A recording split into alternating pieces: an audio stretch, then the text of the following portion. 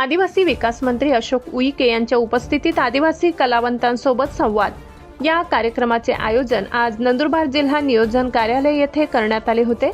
या कार्यक्रमाला आमदार आमशा पाडवी, प्रकल्प अधिकारी, विविध विभागाचे अधिकारी तसेच मोठ्या संख्येने आदिवासी कलावंत उपस्थित होते। यावेळी नागपूर येथे भगवान बिरसा मुंडा यांच्या 150व्या जयंतीनिमित्त आयोजित राज्यस्तरीय कार्यक्रमात पारितोषिक मिळविलेल्या आदिवासी कला पथकातील कलाकारांचा आदिवासी विकास मंत्र्यांच्या हस्ते सन्मान करण्यात आला। पुरस्कार प्राप्त कलावंतांचा सन्मान चिन्ह व पुष्पगुच्छ देऊन गौरव करण्यात आला। 7-8 महिन्यापूर्वी आम्ही ही मोहीम हातात घेतली होती, वेळेवर नाही झाली। मग कलाकारांसाठी आवाहन केलं, कलाकारांनी ऑनलाईन माहिती भरून द्यावं। मुलींनी सांगितल्याप्रमाणे ती माहिती वैयक्तिक आणि सामूहिकरित्या त्यांची कला आहे, संस्कृती आहे,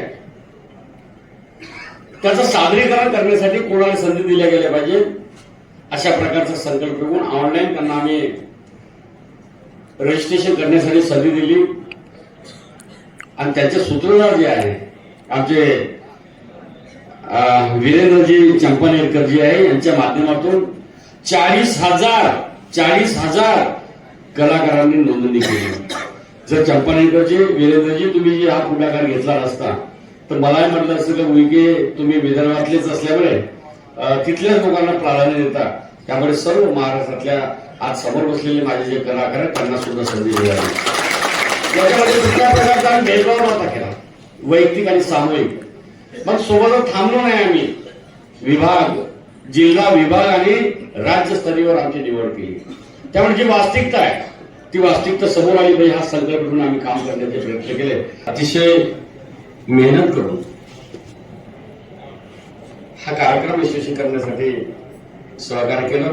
उपस्थित माझे सर्व कलाकार आणि प्रामाणिकपणे जे पत्रकार बांधव आहे त्या पत्रकार बांधवांना एक विनंती करतो, तुमच्या माध्यमातून तुमच्या लोकप्रिय वृत्तपत्रातून कलाकारांशी संवाद हा आजपर्यंत विषय झाला नाही। कलाकारांचा सन्मान झाला पाहिजे, कलाकारांचा आदर झाला पाहिजे।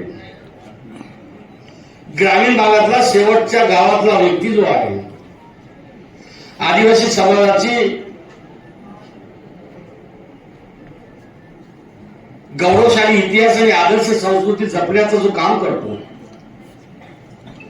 आमचं देव, आमचं दैवत आणि अस्मिता जिवंत ठेवण्यासाठी काम करत असल्यामुळे यांनी मला मनापासून बिरसा कला संगम जे आहे त्यांच्याकडे जबाबदारी दिली। कारण आदिवासी विभागामध्ये